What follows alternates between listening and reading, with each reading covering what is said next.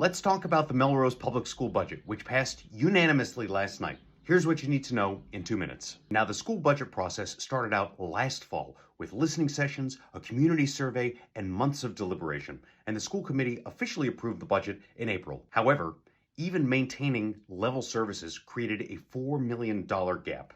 The superintendent indicated that the Melrose School District is underfunded by $2 million per year as it is. When you tack on this $4 million shortfall, we're effectively $6 million shy of operating a high-quality school district in our school leadership's estimation. Over 93% of our budget is non-discretionary, and that means salaries, mandates, special education, things that we just have to fund. And so cuts hit real people immediately. So what's being cut? Here's just a small snapshot of what is being reduced in our budget. Many schools are losing teachers and key staff. The middle school is abandoning the Teams model, which is a key support for students transitioning out of elementary school. The high school is losing positions. We're losing instructional coaches and special ed coordinators, and some class sizes are now moving into the 28 to 30 range. The superintendent compared this process to lying on a bed of nails and trying to spread the pain evenly.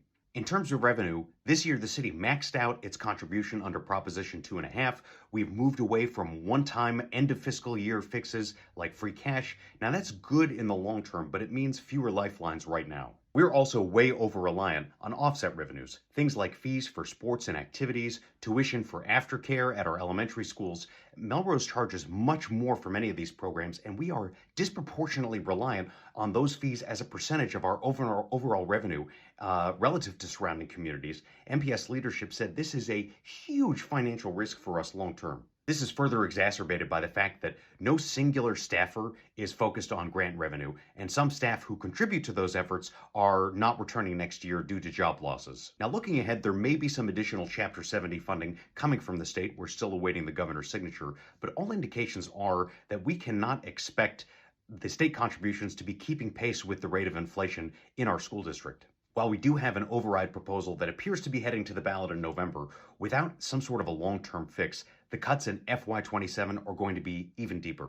It breaks my heart to hear the superintendent say that this is not a budget that is good for kids.